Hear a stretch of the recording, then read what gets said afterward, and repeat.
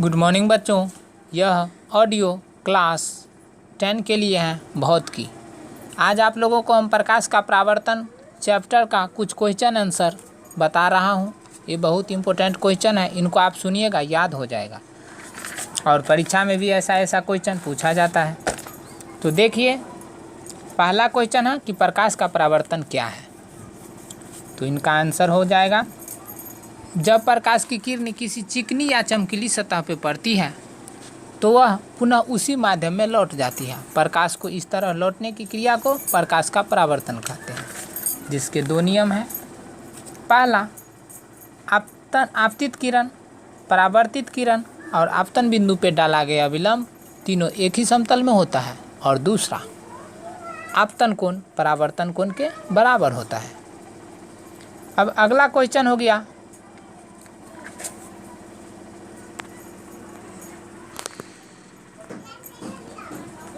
उत्तल दर्पण और अवतल दर्पण में क्या अंतर है। तो इसका सुन लीजिए आंसर। वह गोलीय दर्पण जिसका परावर्तक सतह उठा हुआ हो उत्तल दर्पण कहलाता है, जबकि वह गोलीय दर्पण जिसका परावर्तक सतह धंसा हुआ हो अवतल दर्पण कहलाता है। उत्तल दर्पण की फोकस दूरी धनात्मक होती है, जबकि अवतल दर्पण की फोकस दूरी ऋणात्मक होती है। उत्तल दर्पण में हमेशा काल्पनिक प्रतिबिंब बनता है, जबकि अवतल दर्पण में काल्पनिक और वास्तविक कोई भी प्रतिबिंब बन सकता है। उत्तल दर्पण में हमेशा सीधा प्रतिबिंब बनता है, जबकि अवतल दर्पण में सीधा या उल्टा दोनों प्रतिबिंब बन सकता है। उत्तल दर्पण का उपयोग गाड़ियों में साइड मिरर के रूप में किया जाता है, जबकि अवतल दर्पण का उपयोग हजामत दर्पण के रूप में किया जाता है।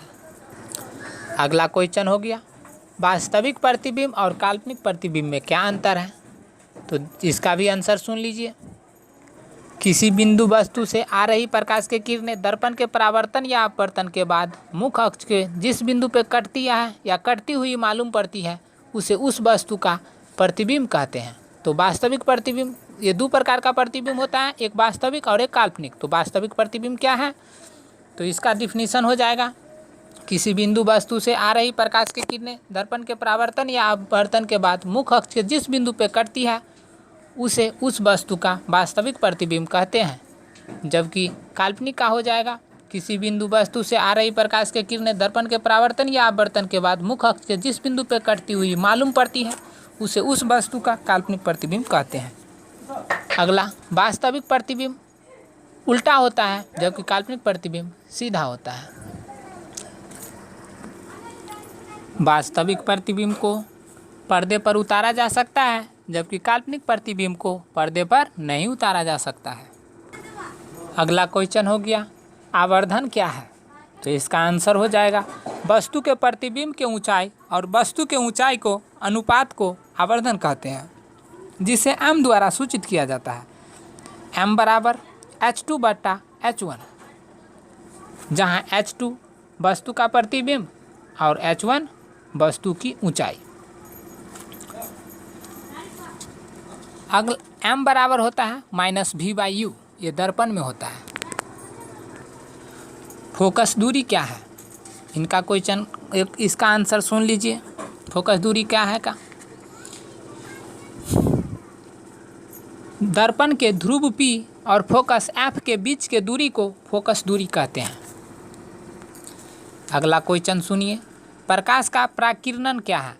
प्रकाश का प्रकीर्णन क्या है, इनका आंसर हो जाएगा, जब प्रकाश की किरणें किसी बालुई कण पर पड़ती है तब प्रकाश का कुछ अंश वह अवशोषित कर लेता है तथा पुनः उसे विकृत कर देती है, जिससे वहाँ एकाएक चमक उठता है। प्रकाश को इस तरह चमकने की घटना को प्रकाश का प्रकीर्णन कहते हैं। अवतल दर्पण का उपयोग हजामत दर्पण के रूप में क्यों किया जाता है। तो इनका आंसर हो जाएगा, अवतल दर्पण में जब वस्तु को ध्रुव P और फोकस F के बीच में रखा जाता है तो उसका प्रतिबिंब दर्पण के पीछे बहुत बड़ा, आवर्धित, सीधा बनता है। यही कारण है कि जब अवतल दर्पण के ध्रुव P और फोकस के बीच में हजाम किसी व्यक्ति को दाढ़ी बनाने के लिए रखता है तो उनका प्रतिबिंब, दाढ़ी का प्रतिबिंब दर्पण के पीछे बहुत बड़ा आवर्धित बनता है, जिससे उनको छोटी छोटी दाढ़ी भी बड़ी बड़ी दिखाई देती है, जिससे उनको हजामती करने में सुविधा होता है। यही कारण है कि अवतल दर्पण का उपयोग हजामत दर्पण के रूप में किया जाता है। अगला क्वेश्चन हो जाएगा, उत्तल दर्पण का उपयोग गाड़ियों में साइड मिरर के रूप में क्यों किया जाता है? तो देखिए इसका आंसर हो जाएगा, उत्तल दर्पण में किसी वस्तु का सीधा और स्पष्ट प्रतिबिंब तथा छोटा प्रतिबिंब बनता है, जिससे गाड़ी के पीछे से आने वाले वाहन का प्रतिबिंब बहुत छोटा, सीधा और स्पष्ट बनता है, जिससे चालक को आसानी से दिखाई दे देता है और उनको गाड़ी चलाने में सुविधा होती है। यही कारण है कि उत्तल दर्पण का उपयोग साइड मिरर के रूप में किया जाता है। अगला क्वेश्चन हो गया, बिना छुए उत्तल, अवतल या समतल दर्पण का पहचान कैसे करोगे? तो इसका आंसर हो जाएगा, बिना छुए उत्तल, अवतल या समतल दर्पण का पहचान करने के लिए दर्पण को दीवार के सहारे खड़े कर दिया जाएगा। उसके बाद एक वस्तु लेंगे और दर्पण के सामने ले जाएंगे और उस प्रकार बने प्रतिबिंब का अवलोकन करेंगे। अगर प्रतिबिंब हमेशा वस्तु के आकार के बराबर दिखाई दे तो वह समतल दर्पण होगा। यदि प्रतिबिंब वस्तु के आकार से हमेशा छोटा दिखाई दे तो उत्तल दर्पण होगा। अगर प्रतिबिंब कभी बड़ा, कभी छोटा, कभी वस्तु के आकार के बराबर दिखाई देता हो तो वह समतल, अवतल दर्पण होगा। अगला क्वेश्चन हो जाएगा कि अब लेंस से हम आपको एक बता देते हैं, उत्तल लेंस और अवतल लेंस में क्या अंतर है। तो इनका क्वेश्चन आंसर सुन लीजिए। वह लेंस जिसका बीच का भाग मोटा हो उत्तल लेंस कहलाता है, जबकि वह लेंस जिसका बीच का भाग पतला हो अवतल लेंस कहलाता है।